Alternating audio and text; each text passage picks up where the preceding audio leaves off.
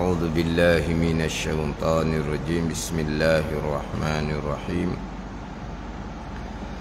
الحمد لله رب العالمين، والصلاة والسلام على سيد المرسلين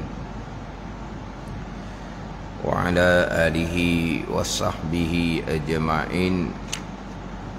رب اشرح لي صدري ويسر لي أمري wahlul 'uqdatam min lisani yafqahu qawli. Subhanaka la ilma lana illa ma 'allamtana, innaka antal alimul hakim. Wala haula wala quwwata illa billahil aliyyil azim.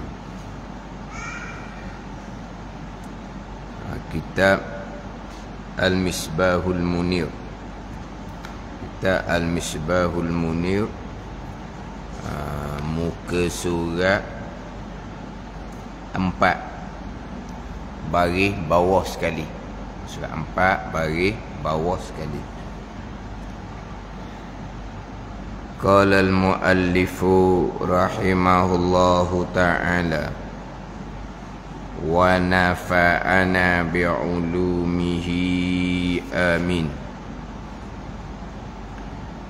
Dan rukun yang pertama inilah sebagai asas dan tunjang utama bagi seseorang Islam, sehingga tidak dihukumkan dengan seseorang itu dengan Islam, sehingga tidak dihukumkan dengan seseorang itu dengan Islam. Dia nak molek ni gini tau. Sehingga tidak dihukumkan akan seseorang itu dengan Islam kecuali, molek ayat tau. Sehingga tidak dihukumkan dengan seseorang itu dengan Islam, melainkan ia seseorang menyebut dengan lidahnya akan dua kalimah itu, dua kalimah syahadah. Dan rukun yang pertama daripada 5 rukun Islam mengucap dua kalimah syahadah. Rukun yang pertama inilah sebagai asas dan tunjang utama bagi seseorang Islam, yang mana mengucap dua kalimah syahadah menjadi asas, menjadi tunjang, menjadi pokok Islam tu sendiri.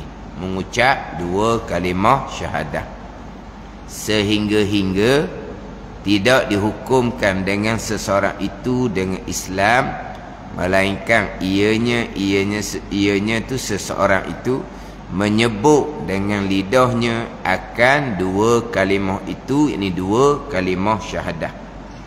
Jadi hak ni pembicaraan rukun Islam yang pertama, iaitu mengucap dua kalimah syahadah, yang mana minggu lepas saya sudah tekankan berkaitan dengan takrif Islam dan rukun Islam mestilah selari. Sebab rukun adalah juzuk kepada sesuatu. Rukun Islam adalah juzuk kepada Islam. Jadi rukun Islam mestilah selari dengan takrif Islam. Kita buat contoh mudah. Takrif sembahyang adalah aqwalun wa af'alun muftatahatun bitakbir wa mukhtatamatun bitaslim.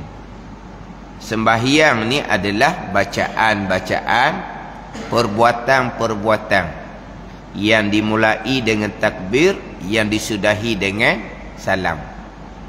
Maka rukun sembahyang tak lari daripada takrif sembahyang.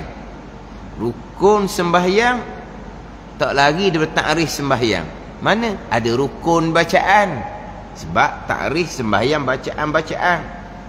ada rukun perbuatan. Sebab takrif sembahyang perbuatan-perbuatan yang dimulai dengan takbir, yang diakhiri dengan salam. Jadi takrif sembahyang dengan rukun sembahyang selari, sebab rukun adalah juzuk kepada sesuatu. Kalau rukun sembahyang adalah juzuk bahagian sembahyang. Jadi kalau rukun Islam mestilah juzuk bahagian Islam. Dia kena selari antara takrif sesuatu dengan rukun sesuatu, kena selari. Sebab rukun adalah juzuk kepada sesuatu, bahagian kepada sesuatu. Jadi takrif Islam dalam kitab Al-Misbahul Munir adalah takrif Islam mengikut pandangan yang muktamad, yang mana takrif Islam adalah terima zahir. Terima zahir akan sekalian perkara agama yang dibawa datang oleh Nabi SAW, yang diketahui secara mudah-mudah, perkara yang besar-besar dalam agama. Islam tu terima akan perkara agama, terima zahir. Terima, percaya hati, iman. Beramal dengan perkara agama yang diterima tadi, ihsan. Jadi apabila takrif Islam terima, maka rukun pun kena terimalah. Adapun kalau kita tengok kepada rukun, bukan terima, tetapi amalan. Mengucap 2 kalimah syahadah, amalan lidah. Bersembahyang, memberi zakat, berpuasa, mengerjakan haji, amalan jawarih, amalan anggota zahir kita. Jadi takrif Islam dalam kitab Al-Misbahul Munir terima. Rukun Islam jadi buat pula dah, amalan pula dah. Ni tak selari. Maka apabila pandangan muktamad Islam adalah terima, maka rukun pun kena letak terima. Jadi terima macam mana? Mengucap 2 kalimah syahadah tu amalan lidah, kena takdir mudhaf. Terima mengucap 2 kalimah syahadah adalah sebahagian daripada perkara agama yang dibawa datang oleh Nabi SAW. Mendirikan semayang, terima bahawa mendirikan semayang adalah perkara agama yang dibawa datang oleh Rasul. Kena takdir terima. Adapun mendirikan semayang adalah ihsan. Pergi bahagian ketiga, Islam, iman dan ihsan. Mengucap 2 kalimah syahadah, kita orang Islam yang kita warisi dari ibu bapa, tak ada wajib-wajib pun mengucap 2 kalimah syahadah. Tu mengucap 2 kalimah syahadah ketika membaca tasyahud akhir, tu bicara lain, tu sembahyang. Ada ni, itu dalam sembahyang. Di luar sembahyang ni, apa hukum mengucap 2 kalimah syahadah? Tak wajib pun. Sebab apa? Sebab kita sudah Islam yang kita warisi, yang kita pusakai daripada ibu bapa. Jadi mengucap tu tak wajib-wajib pun atas kita ni orang Islam dah ni. Wajib atas orang kafir nak masuk Islam je. Lepas tu rukun Islam mengucap, terima bahawa mengucap 2 kalimah syahadah adalah perkara agama yang dibawa datang oleh Rasul. Jangan engkar. Engkar macam mana? Tak ada mengucap 2 kalimah syahadah, pandai-pandai kamu je, diengkar, maka batal Islam sebab tidak ada rukun Islam. Sama juga mendirikan semayang, terima bahawa mendirikan semayang adalah kewajipan yang dibawa datang oleh Rasul. Engkar kewajipan semayang, tidak ada satu rukun, batal Islam dia. Memberi zakat, terima kewajipan memberi zakat, diengkar kewajipan memberi zakat, maka batal Islam dia sebab tidak ada satu daripada rukun Islam. Jadi kena selari antara takrif Islam terima akan sekian perkara agama, pergi kepada rukun Islam kena terima juga. Minggu lepas saya datang dah pandangan daif. Pandangan daif mengatakan wakil al-amal. Kata setengah ulama, ini pandangan daif, amal tu Islam. Jadi amal mana? Mengucap 2 kalimah syahadah, itu Islam. Mendirikan sembahyang, itu Islam. Jadi amal tu Islam.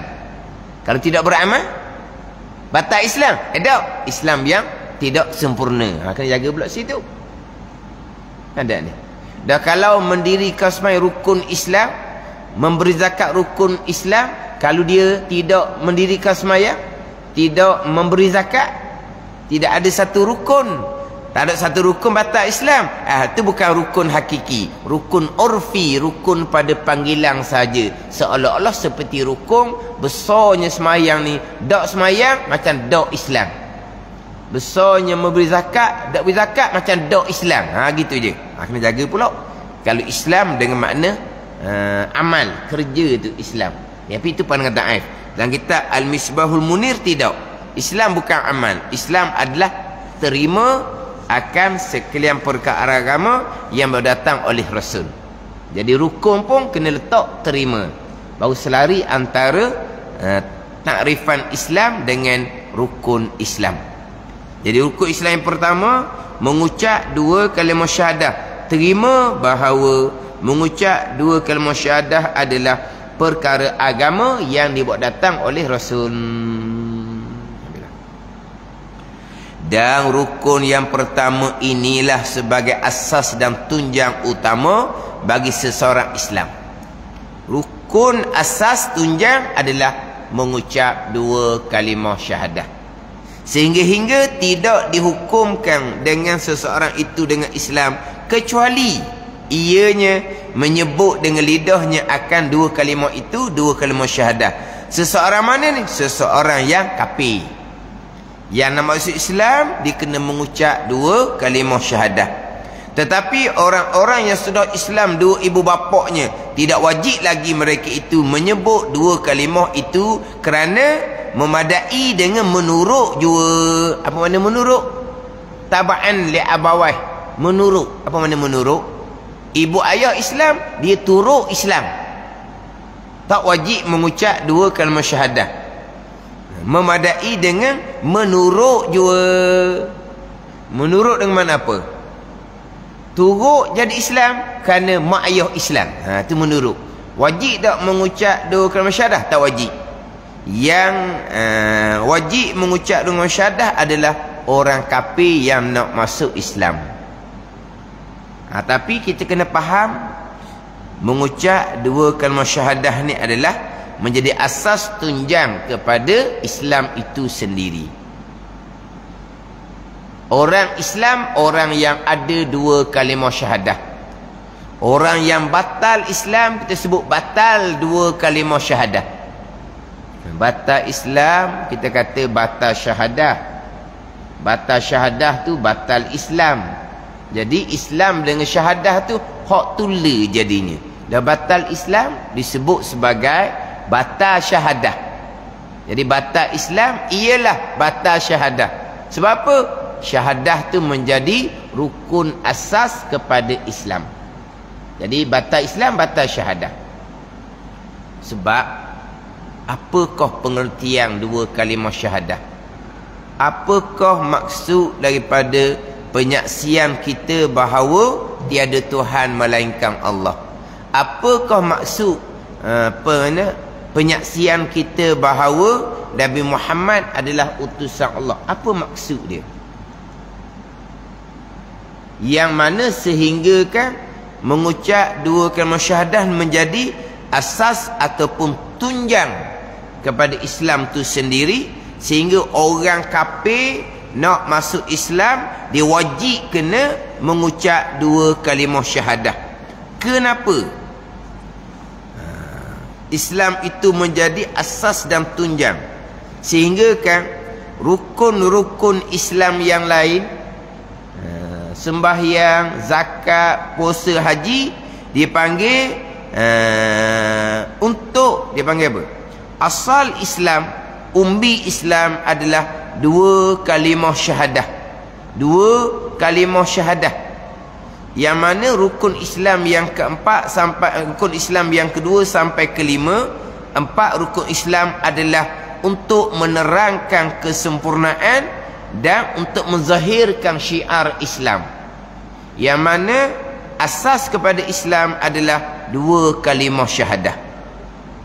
Sembahyang, zakat, puasa, haji adalah untuk menjelaskan kesempurnaan Islam dan juga untuk menjelaskan perkara yang menjadi syiar utama dalam Islam: sembahyang, zakat, puasa, haji. Tapi asal tunjang kepada Islam adalah 2 kalimah syahadah. Sebab Islam terima bulat-bulat akan sekalian perkara agama. Terima bulat-bulat, jangan oeh akan hukum hakam agama Allah Subhanahu wa taala. Kenapa kena terima bulat-bulat? Tanpa kira bicara dalam setengah kitab.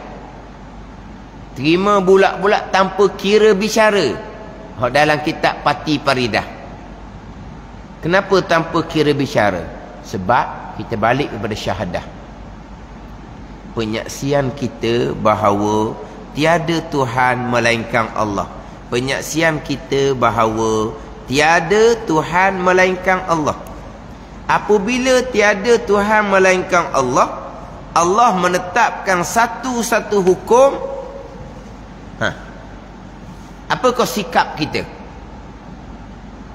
Penyaksian kita, asyhadu an la ilaha illallah, penyaksian kita tiada Tuhan melainkan Allah, Allah jua Tuhan.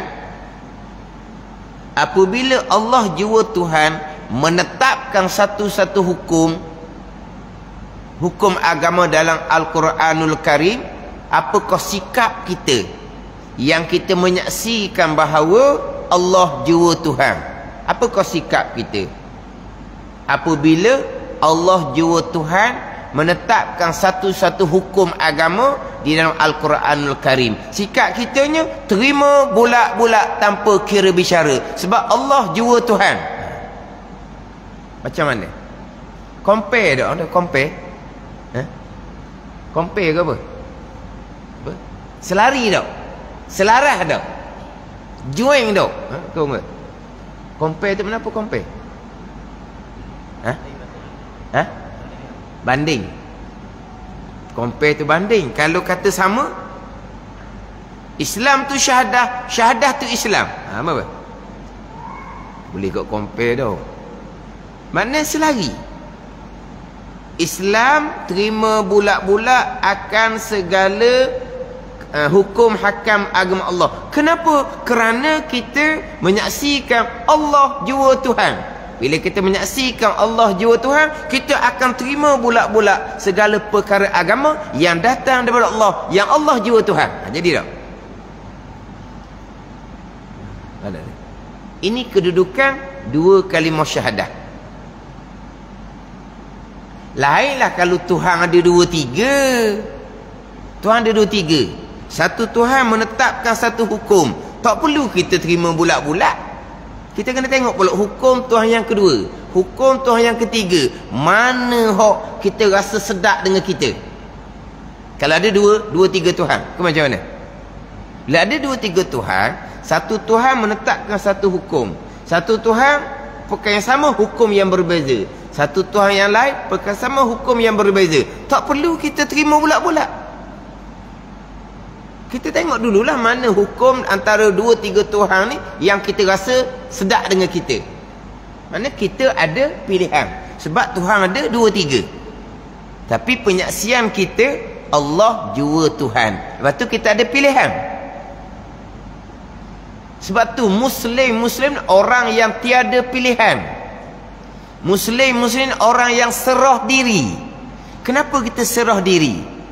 Kepada ketetapan Allah Subhanahu wa ta'ala. Kenapa kita tidak ada pilihan? Sebab penyaksian kita Allah jua Tuhan. Kita tidak ada pilihan, hanya kena terima bulat-bulat segala ketetapan Allah Subhanahu wa ta'ala. Kenapa kita serah diri? Sebab hanya Allah jua Tuhan. Ni antara Islam dengan 2 kalimah syahadah ni kena letak molek biar jadi selari.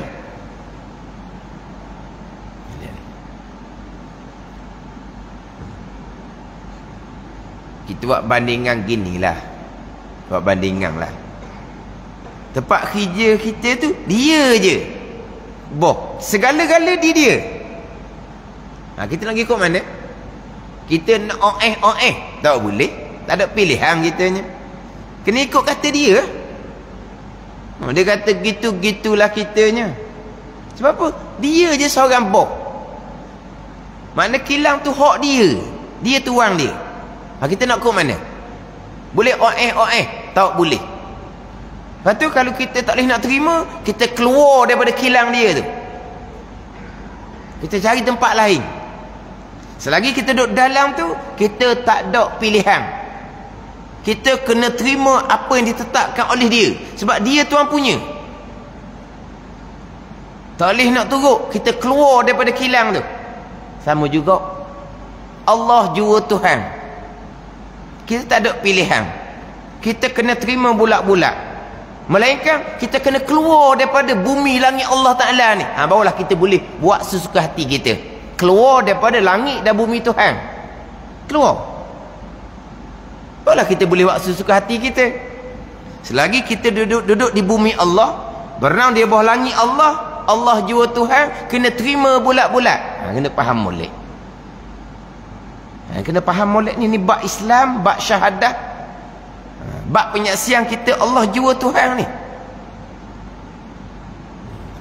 Tak mau terima ketetapan Allah, tak mau terima hukum hakam Allah, keluar daripada bumi Allah, keluar daripada langit Allah Subhanahu wa ta'ala. Macam tadi, kalau tak mau ikut ketetapan tuan punya tempat kerja tu, keluar kerja tempat lain.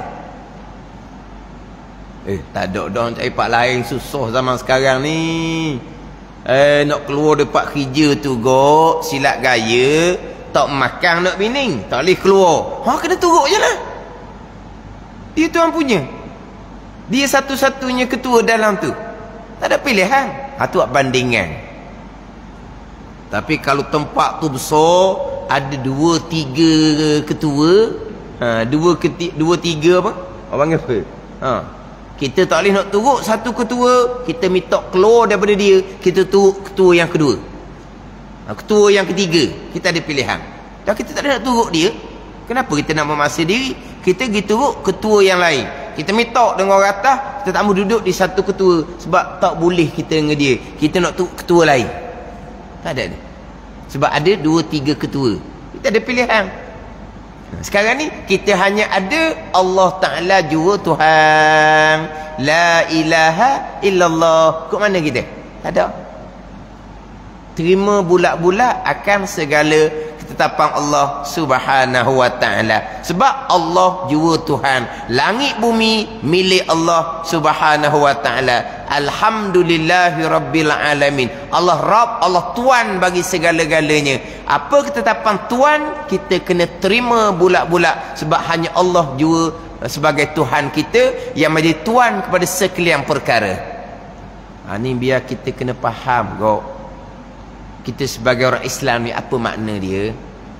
Kita orang yang ada 2 kalimah syahadah, apakah sikap kita terhadap ketetapan hukum daripada Allah Subhanahu wa ta'ala? Terima bulat-bulat. Sebab apa? 2 kalimah syahadah. Hukum hakam daripada Allah. Siapa yang bawa datang kepada kita? Wa asyhadu anna Muhammadar Rasulullah. Penyaksian bahawa Nabi Muhammad utusan Allah. Nabi Muhammad utusan Allah. Jadi apa yang Nabi Muhammad sallallahu alaihi wasallam bawa adalah daripada Allah. Dah, kalau kita menyaksi Nabi Muhammad utusan Allah, kita akan terima segala perkara yang dibawa datang oleh utusan Allah Nabi Muhammad sallallahu alaihi wasallam, yang kita sentiasa dengan selawatnya, sentiasa kita buat program, program maulud Nabi lah, program cinta Rasul lah, program cinta Rasul. Kenapa kita cinta Rasul? Kerana Rasul bawa agama Allah kepada kita. Dengan agama Allah itulah kita selamat dunia dan akhirat. Apa agama Allah yang Rasul bawa, yang kita mencintai Rasul, yang jadi selamat kita dunia akhirat? Apa agama Allah? Semayang saja, puasa saja agama Allah, ibadah, muamalah, munakahat, janayat, itu hukum agama Allah yang menyelamatkan kita dunia dan akhirah. Sebab tu kita mencintai Rasul. Sebab Rasul bawa agama yang menyelamatkan kita dunia dan akhirah. Kita duduk buat maulud, berzanji, marhaban, buat program cinta Rasul, tapi hukum hakam yang Rasul bawa datang kita tolak ke tepi. Seolah-olahnya kita hanya cinta tubuh badan Rasul, tapi bukan kerana agama yang Rasul bawa datang. Cinta tubuh badan Rasul itu cinta Abu Talib kepada Nabi SAW. Tapi agama Nabi SAW Abu Talib tak turut. Tapi tubuh badan Nabi SAW Abu Talib mempertahankan dengan nyawa dia sendiri. Kalau hanya cinta kelahiran semata-mata, sambut maulud Nabi, kelahiran Nabi, suka dengan maulud kelahiran Nabi, itu cinta Abu Lahab kepada Nabi SAW dengan kelahiran semata-mata. Cinta Abu Lahab dengan kelahiran Nabi SAW, cinta Abu Talib akan tubuh badan Nabi SAW. Tapi agama yang Nabi kita bawa datang, walaupun Abu Talib tak lawang sekalipun, tak terima, tak turut.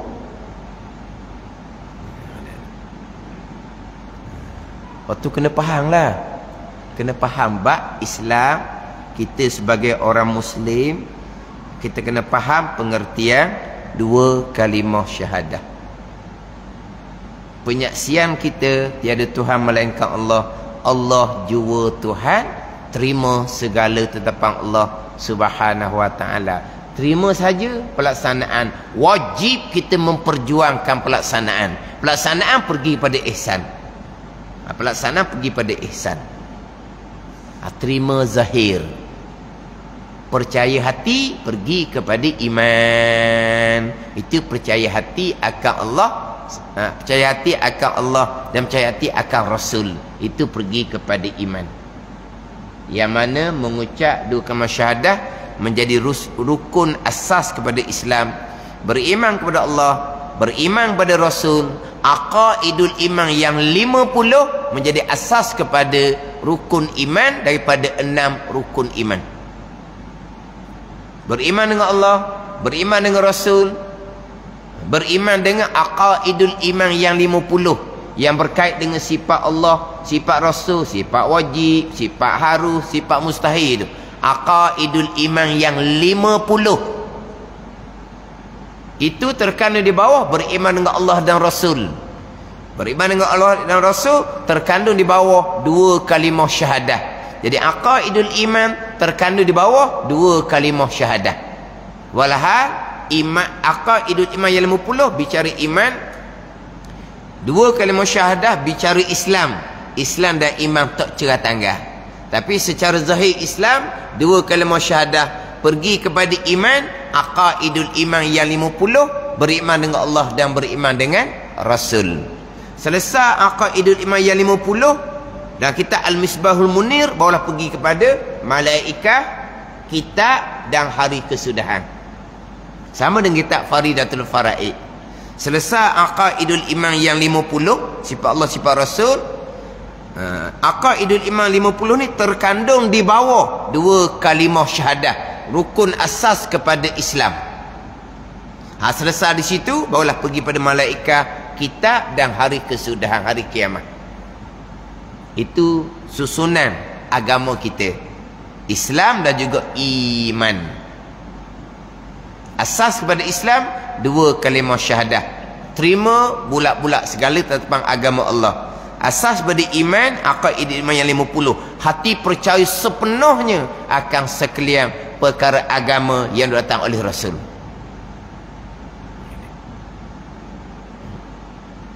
Mengaku sebagai orang Islam, kemudian bersembahyang, sujud kepada Allah, angkat kepala dari tempat sujud. Hukum Allah tidak sesuai, hukum Allah tidak, hukum Allah zalim. Tadi kamu sujud pada siapa?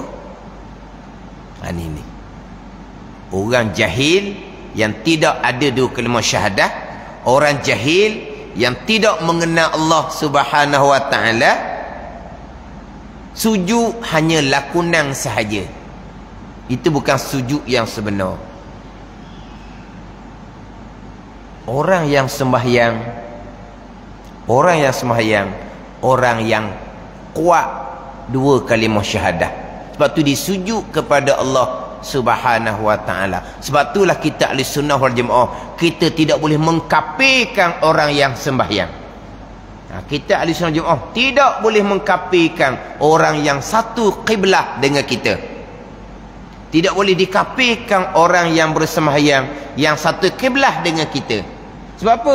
Orang sembahyang ni sujud sampai 2 kali. Sujud 2 kali pada tiap-tiap rakaat, nak menunjukkan bahawa dia ni orang yang betul-betul tunduk kepada Allah Subhanahu wa taala. Rakaat sekali, sujud 2 kali. Itu menjadi tandaan bahawa dia adalah orang yang serah diri kepada Allah Subhanahu wa taala, orang yang tunduk kepada Allah Subhanahu wa taala. Buktinya sujud 2 kali pada tiap-tiap rakaat. Apa makna tunduk kepada Allah Subhanahu wa taala? Terima bulat-bulat segala ketetapan Allah serta memperjuangkan supaya ketetapan Allah, hukum hakam Allah terlaksana di bumi Allah Subhanahu wa taala. Ini orang yang sujud kepada Allah Subhanahu wa taala. Sujud tu lambang tunduknya kepada Allah, serah dirinya kepada Allah Subhanahu wa taala. Bengah daripada sujud, hukum Allah tak sesuai, berarti Allah tak pandai, Allah tidak alim, tidak bijaksana. Allah turunkan Al-Quranul Karim kepada Nabi sallallahu alaihi wasallam. Nabi ni nabi yang terakhir. Al-Quran kitab yang terakhir. Syariat Nabi ni sampai ke kiamah. Kiamah dak lagi, syariat Nabi tak sesuai dah. Kiamat dak lagi, syariat Nabi tak boleh nak pakai dah, tak sesuai dah. Berarti Allah Ta'ala yang menetapkan syariat, Allah Ta'ala tu jahil. Manakah hukum yang hak sesuai? Hak orang kafir tinggal kepada kita, hak tu lebih sesuai. Mana orang kafir lah hak lebih pandai daripada Allah Subhanahu wa taala. Kenapa kamu nak sujud kepada Allah? Sujudlah pada orang kafir. Yang panggil apa ni? Orang sujud yang jahil, tidak mengenal dua kalimah syahadah. Orang sujud yang tidak mengenal Allah Subhanahu wa taala. Walaha sujud itulah lambang besar serah dirinya kita kepada Allah, lambang besar kita tunduk sepenuhnya kepada Allah, kepada hukum hakam Allah yang datang oleh Rasul. Sebab itulah kita tidak boleh kafirkan orang yang satu kiblah dengan kita. Orang satu kiblah, orang semayang yang sebenar, bukan orang semayang yang tidak mengenal Allah Subhanahu wa taala. Sujud, bengah, hukum Allah tidak sesuai, hukum Allah zalim. Kata tadi sujud pada siapa? Akhirnya bukan kata hukum sendiri, hukum Allah tidak sesuai, hukum saya buat yang lebih sesuai. Kamulah jadi Tuhan sebab kamu lebih bijaksana. Bukan, hukum Allah tidak sesuai, sendiri pun tak ada buat hukum. Dan hukum mana yang sesuai? Hukum orang kafir, hak penjajah tinggal tu sesuai. Jadi orang kafir hak bijaksana yang mengetahui, Allah tidak mengetahui. Ada agama seumpama tu? Tak ada agama.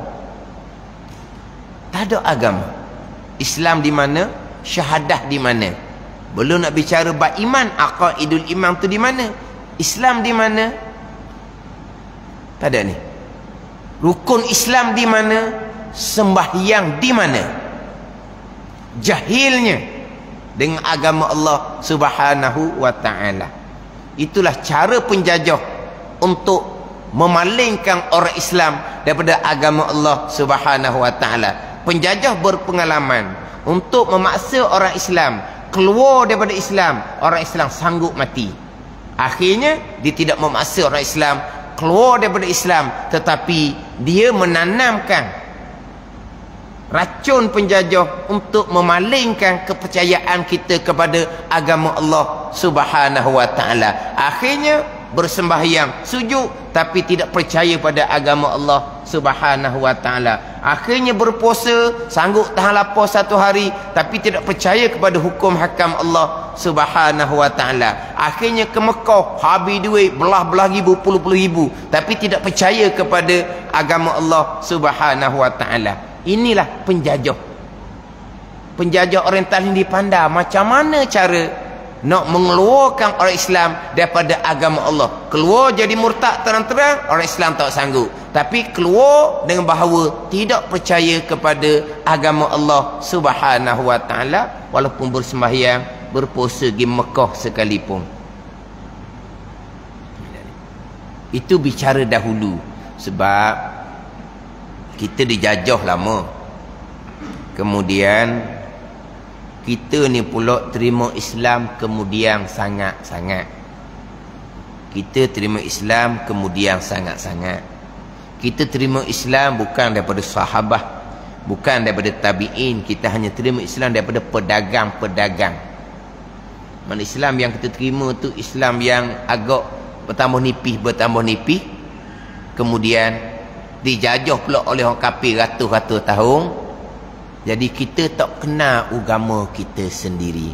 Walaupun rupa zahirnya bersembahyang, sujud kepada Allah Subhanahu wa taala. Jadi kita sekarang ni perkembangan agama, ilmu agama bertambah berkembang, kita balik semula kepada agama yang sebenar. Balik pada agama yang sebenar. Menjadi orang Islam yang sebenar, orang Islam yang bertunjangkan 2 kalimah syahadah. Orang Islam yang beriman, berakidah dengan 50 aqaidul iman. Balik kepada agama, balik pada Islam, iman yang sebenar.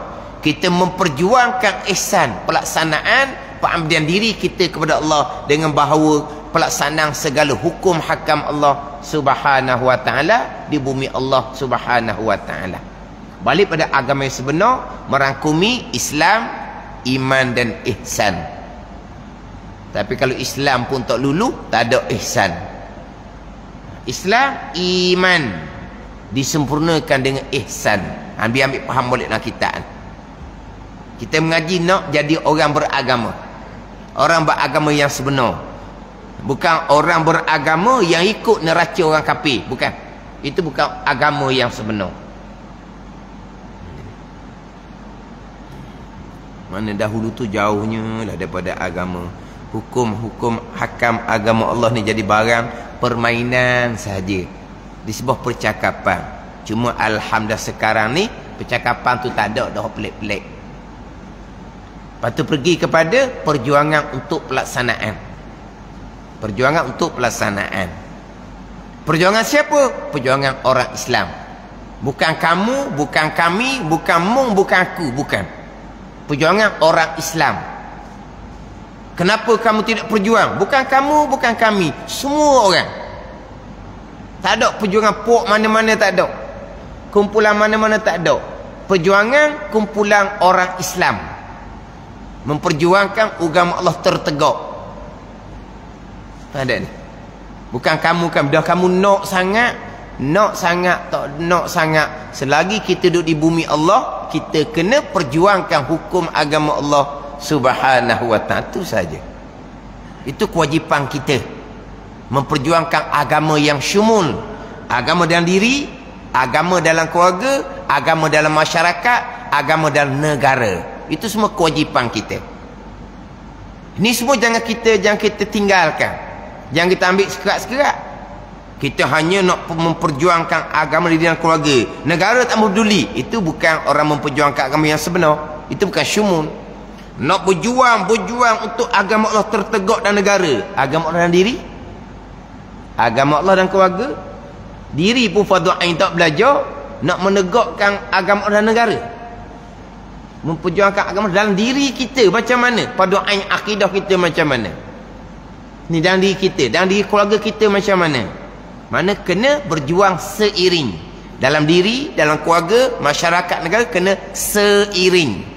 Tambahan kita orang belajar agama ni, Kita kena menunjukkan perjuangan kita untuk menegakkan agama dan negara. Jangan kita orang ngajuk agama tak berherabat negara. Jangan tunjuk gitu. Itu bukan contoh yang baik. Kena tunjuk kita memperjuangkan agama yang syumun. Diri, keluarga, masyarakat dan negara. Hak mereka yang hanya memperjuangkan agama dan negara, nak tegak agama negara, nak tegak hukum agama dan negara, dirinya tak belajar apa-apa pun. Keluarga cukar cemaking. Jangan turut seumpama tu. Biar kita faham apa agama kita, apakah pengabdian diri kita kepada Allah, ihsan. Pengabdian diri kita kepada Allah, memperjuangkan agama Allah Subhanahu wa taala. Pengabdian diri kepada Allah, kita suruh makruf cegah mungkar. Kita tegakkan agama dan diri, tegakkan agama dan keluarga, tegakkan agama dan masyarakat dan negara. Itu perjuangan kita dengan kadar kemampuan masing-masing. Tak sama kemampuan kita. Kemampuan orang lelaki tak sama dengan kemampuan orang perempuan. Sekadar kemampuan masing-masing, tapi kita kena kenal agama. Faham agama, Islam, iman, ihsan. Barulah kita memperjuangkan agama dan diri, keluarga dan negara. Dua kalimah syahadah, kemudian pergi kepada sembahyang, sujud. Manapun ni, menyerah diri kepada Allah, tunduk kepada Allah Subhanahu wa taala. Sebagai orang Islam, terima segala perkara agama yang datang daripada Allah Subhanahu wa taala. Terima sekalian. Terima sebahagian, sebahagian lagi tak terima, pandai kita daripada Allah Subhanahu wa taala pula jadinya.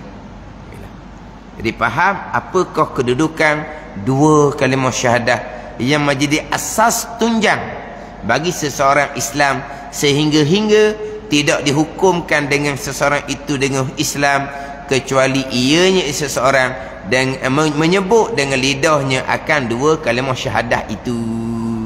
Orang kafir nak masuk Islam, dia kena mengucap dua kalimah syahadah. Tetapi orang-orang yang sudah Islam dua ibu bapaknya, tidak wajib lagi, tidak wajib pada syarak mereka menyebut dua kalimah itu, dua kalimah syahadah, kerana memadai dengan menurut jua,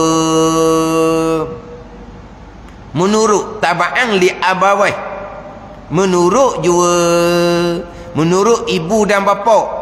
Bukan ibu dan bapa ni, ibu ataupun bapa. Ada ni, ibu ataupun bapa. Apabila ibu ataupun bapa masuk Islam, maka anak yang belum baligh menjadi Islam taba'an li abawai. Menurut pada ni, kita ni mak ayah kita Islam, kita turut jadi Islam.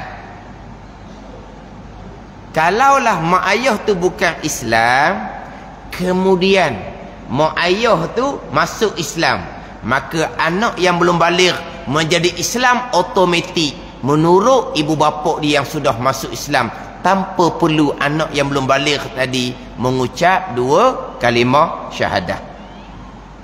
Ada ni anak yang belum baligh. Adapun anak yang sudah baligh, dia wajib mengucap dua kalimah syahadah sendiri. Kemudian Islam menurut ni, Islam turut ibu dan ayah ni. Ibu dan ayah, bukan ibu dan ayah, ibu ataupun ayah, seorang saja yang sudah mengucap dua kalimah syahadah, anak automatik dihukumkan sebagai orang Islam menurut dipanggil. Anak mana? Anak yang belum baligh. Anak yang belum baligh.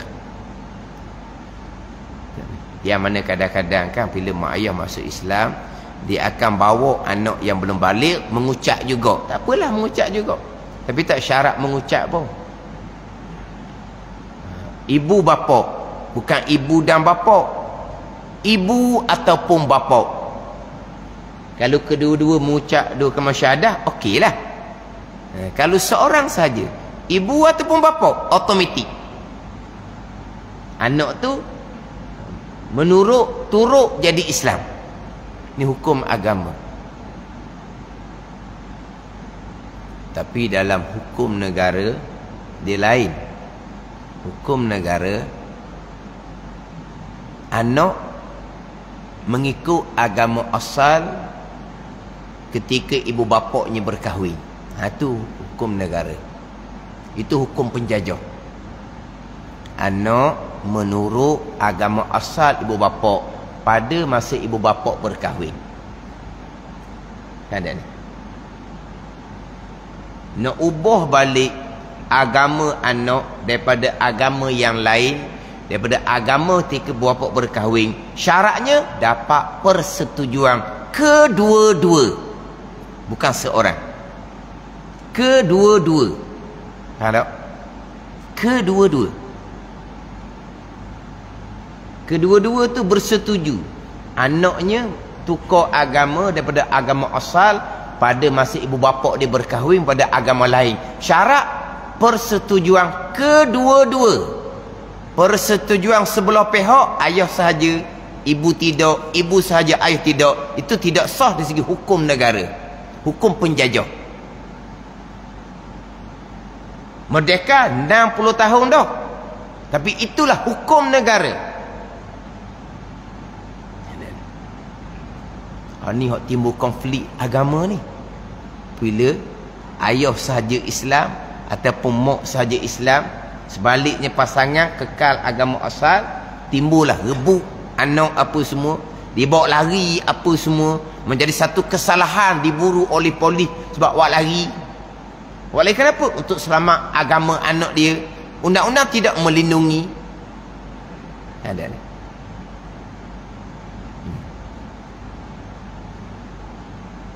Kita negara ummah Islam, majoriti orang Islam, tapi dari segi agama kita tak mampu mempertahankan. Mana baculnya kita sebagai orang Islam. Kita boleh baca kan hak kisah semasa macam mana, hak kisah semasa macam mana.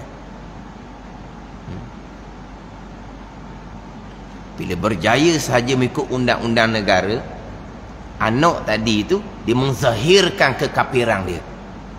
Sebelum tu tak nampak mana. Faham? Begitu juga asalnya konon-konon kerana ibu dengan anak.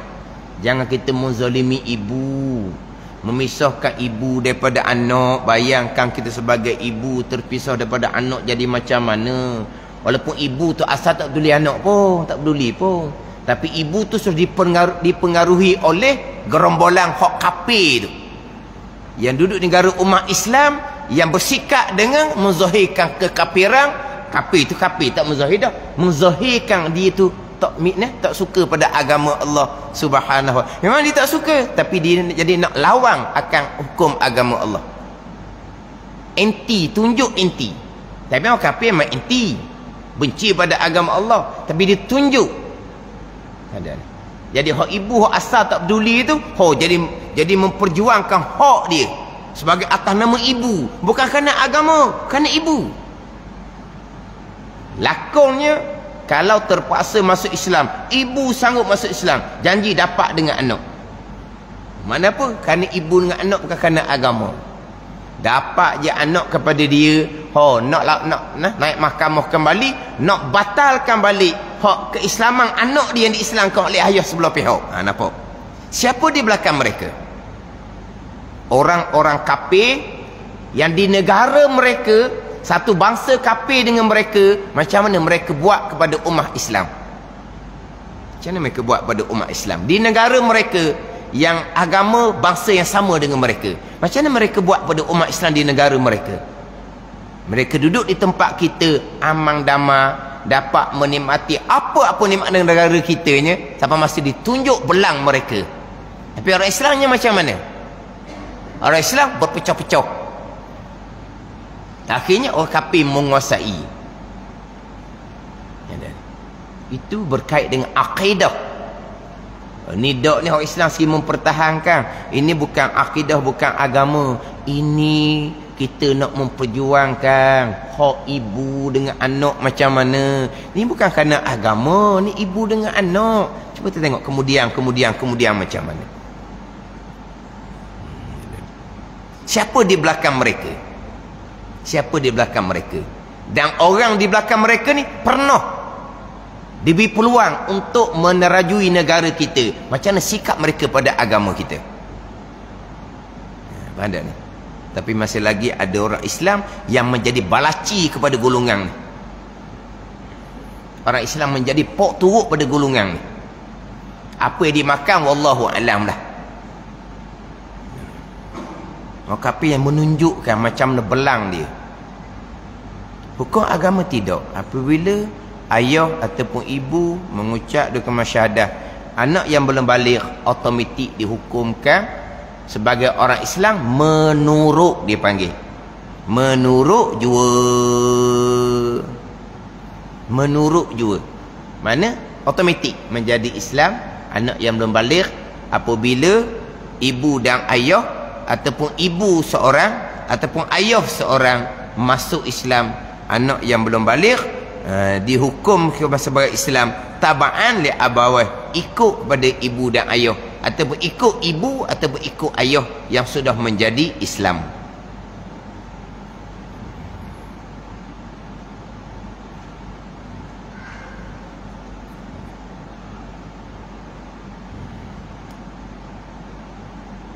Hak kita fahamnya macam kita ni, orang yang sudah Islam dari ibu bapa, kita lah lahir kita mak ayah kita Islam.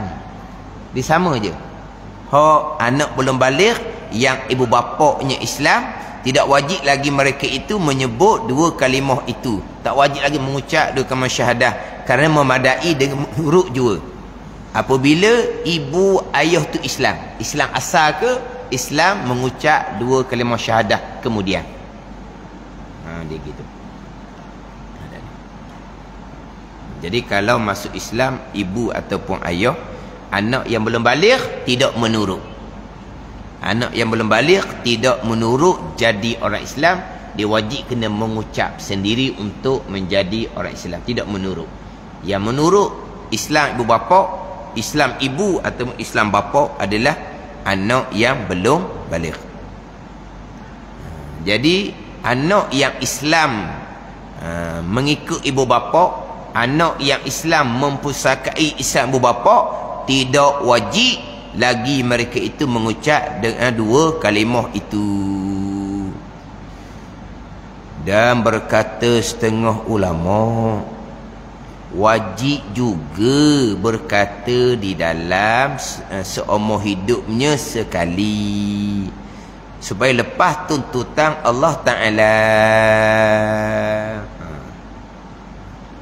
Hak tadi apabila mak ayah tu Islam, anak tu tak wajib dah mengucap dua kalimah syahadah. Anak tu memada Islam dengan menurut jua. Tabaan je, tabaan li abawah turut jua, tak wajib mengucap. Dan berkata setengah ulama ni mazhab Maliki, wajib juga berkata dalam semua hidupnya sekali. Wajib berkata ni bukan untuk jadi Islam. Islam daripada lahir lagi dahnya. Islam dalam perut mak laginya. Tapi lepas daripada besar tu wajib kena wajib juga berkata dalam seumur hidupnya sekali. Wajib. Sekali tu wajib.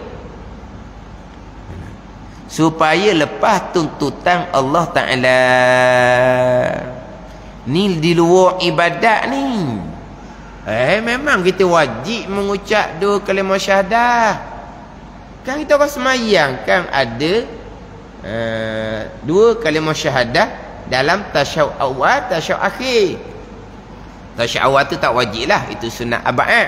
Tasyahud akhir tu, dua kalimah syahadah tu, tasyahud akhir tu wajib. Tu wajib dalam sembahyang ni, cerita luar sembahyang ni. Kita ni orang Islam yang kita sudah menurut ibu bapa, tak wajib dah kata asyhadu an la ilaha illallah wa asyhadu anna muhammadar rasulullah. Tapi ada kata setengah ulama ni mazhab Maliki, kita ni wajib kena kata sekali seumur hidup. Kena kata sekali. Kata sekali supaya lepas tuntutan Allah Ta'ala. Jadi kita kata sekali ni dengan kosak hati kita untuk menunaikan kewajipan hak kena kata sekali sama hidup kita semua dah luar daripada sembahyang. Kita duk kata asyhadu an la ilaha illallah wa asyhadu anna muhammadar rasulullah. Ada tak kosak di hati kita untuk menunaikan kewajipan sekali sama hidup ni? Hak dalam mazhab Maliki ada tak kosak kita? Tak ada. Tak lepas lagi hak kewajipan sekali ya. Tak ada lagi.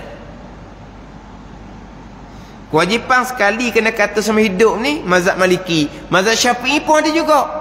Sekali tu kena kata dalam sama hidup kita, hukumnya sunat. Hukumnya sunat mazhab Syafi'i. Jadi kita kata asyhadu an la ilaha illallah wa asyhadu anna muhammadar rasulullah. Kosak di hati kita untuk menunaikan tuntutan kena kata sekali sama hidup. Barulah lepas kita daripada tuntutan sunat. Kalau kita mengucap dua kalimah syahadah sentiasa, tapi tidak kosak di hati kita untuk menunaikan hak sunat kata sekali mazhab Syafi'i ni, maka belum tertunai lagi atas kita hak tuntutan sunat kena kata sekali. Mana kita kena ada. Kita asyhadu an la ilaha illallah wa asyhadu anna muhammadar rasulullah. Kosak di hati yang kita kata sekali tadi itu untuk menunaikan tuntutan wajib kata sekali dalam mazhab Maliki, untuk menunaikan tuntutan sunat kata sekali sama hidup kita dalam mazhab Syafi'i. Lepas tu kita dua kalimah syahadah tu kita ulang semualah tu. Selesai dah kita tuntutan sekali sama hidup ni. Faham tak maksud dia? Tuntutan sekali ni faham ke tak? Kita duk kata sama-sama dua kalimah syahadah dalam sembahyang, tu tetap dak tu. Kita bicara luar daripada sembahyang. Luar sembahyang pun kita kata sama acak kali betul. Pernah tak kita kosak kata tu dua kalimah syahadah dengan kosak untuk menunaikan kewajipan kata sekali sama hidup mengikut mazhab Maliki? Tak ada kosak tu, tak tahu pun mazhab Maliki kata wajib. Kena ada lah sekali. Mazhab Syafi'i ada tuntutan kata sekali sama hidup, tuntutan sunat. Maka kita nak menunaikan tuntutan sunat mazhab Syafi'i kita ni, kita kata dua kalimah syahadah, kosak di hati kita untuk menunaikan tuntutan sekali sama hidup kena kata atas hukum sunat mazhab Syafi'i. Baru lepas mazhab Syafi'i itu kena kata sekali, mazhab Maliki kena wajib kata sekali. Kita kata semua, tapi ada tak kosak di hati itu untuk menunaikan tuntutan sekali ni? Tak ada, tak lepas lagi. Ada ni. Dia hak tuntutan sama ada wajib kata sekali sama hidup mazhab Maliki, sama ada sunat kata sekali sama hidup dalam mazhab Syafi'i. Bukan hanya dua kalimah syahadah. Mana di antaranya? Selawat atas Nabi. Kena kata sekali sama hidup, wajib dalam mazhab Maliki, sunat dalam mazhab Syafi'i. Kita duduk selawat semua-semua tu tetap dah untuk sekali ni. Kita ada kosak dah seumpama tu. Mana lagi hak sekali kena kata sama hidup sekali ni, sekali kena kata. Mazhab Maliki letak hukum wajib, mazhab Syafi'i letak hukum sunat. Mana lagi? Dua kalimah syahadah, selawat dan salam ke atas Rasul, baca bismillah, baca alhamdulillah. Ni luar daripada semayang ni hak sekali sama hidup Mazhab Maliki kata wajib kena kata sekali, mazhab Syafi'i sunat kena kata sekali. Tapi kata tu ada kosak di hati ni. Mana lagi hak wajib kena kata sekali mazhab Maliki, sunat kena kata sekali dalam semua hidup kita mazhab Syafi'i. Doa ke atas ibu bapa kita, doa bagi ibu bapa kita. Doa atas ni doa mudarat, doa bagi ibu bapa kita pun sama. Kita doa semua sebab kita sentiasa doa keampunan atas diri kita, wali walidayya, bagi dua orang tua aku. Ada semua. Tapi pernah tak kita kata sekali doa kepada ibu bapa kita sekali dengan kosak hati nak menunaikan kewajipan kata sekali dalam mazhab Maliki dalam semua hidup kita, tuntutan sunat kata sekali dalam semua hidup kita dalam mazhab Syafi'i. Pernah tak ada kosak di hati kita? Tak pernah. Tak lepas lagi hak sekali ni. Hak buat sama-sama tu berpahala lah. Nah, kita bismillah sentiasa. Nak makan bismillah, nak minum bismillah, nak tidur bismillah. Selesai je sentiasa alhamdulillah. Sudah makan pun alhamdulillah, bangun tidur pun alhamdulillah, keluar tandas pun alhamdulillah. Selawat salam sentiasa. Tapi untuk sekali sama hidup ni, kosak untuk menunaikan tuntutan ni, pernah tak kita ada kosak? Tak pernah, tak lepas lagi kita. Tapi mazhab Syafi'i tuntutan sunat je. Sekali sama hidup tu. Mazhab Maliki tuntutan yang wajib. Mengucap dua kalimah syahadah, selawat salam atas Rasul, membaca bismillah, membaca alhamdulillah, doa bagi dua ibu bapa kita. Itu di antara perkara yang dalam sama hidup kita kena kata sekali. Mazhab Maliki letak hukum wajib, mazhab Syafi'i letak hukum sunat. Memang kita kata sentiasa, tapi kosak kita ada kedak untuk menunaikan tuntutan. Wajib dalam mazhab Maliki, sunat dalam mazhab Syafi'i. Kalau tidak ada kosak, tak lepas lagi kita. Kalau kita baca bismillah boleh sunat, boleh pahala sunat sentiasa. Alhamdulillah boleh pahala sunat sentiasa tu. Tu tak dah tu. Hak sekali sama hidup. Mazhab Maliki letak hukum wajib tu. Mazhab Syafi'i letak hukum sunat. Sini mazhab Maliki ni. Dan berkata setengah ulama mazhab Maliki, wajib juga berkata di dalam seumur hidupnya sekali dua kalimah syahadah, supaya lepas tuntutan Allah Ta'ala. Nak lepas tuntutan, kena kosak lah untuk lepas tuntutan ni. Kalau kita kata sekali dua kalimah syahadah, mazhab Syafi'i hukumnya adalah sunat. Sabda Nabi sallallahu alaihi wasallam di dalam hadis yang sahih, bersabda ia, umirtu an uqatilan nasa hatta yashhadu an la ilaha illallah al-haditha ay tammimil hadis. Mari pendek je. Umirtu an uqatilan nasa hatta yashhadu an la ilaha illallah wa anna muhammadar rasulullah wa yuqimus salah wa yu'tuz zakah fa iza fa'alu zalika asamu minni dima'ahum wa amwalahum illa bihaqqillah ke apa? Dalam hadis daripada Ibnu Umar radhiyallahu anhuma ada hadis itu. Fa iza fa'alu zalika asamu minni dima'ahum wa amwalahum illa bihaqqil Islam, gitu. Ingat dah hadis illa bihaqqil Islam. Itu sambungan hadis. Mari sikit je sini. Umirtu an uqatilan nasa hatta yashhadu an la ilaha illallah. Wallahu a'lam. Bismillahirrahmanirrahim. Alhamdulillahirabbil alamin. Wassalatu wassalamu ala sayyidil mursalin wa ala alihi wa sahbihi ajma'in. Allahumma ftah alaina futuhal arifin. Allahumma allimna ilma aqdamin wa fahimna famasabikin warzuqna ruqat talibin.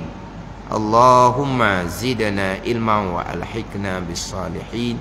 Wa sallallahu ala sayyidina Muhammadin wa ala alihi wa sahbihi wa sallam.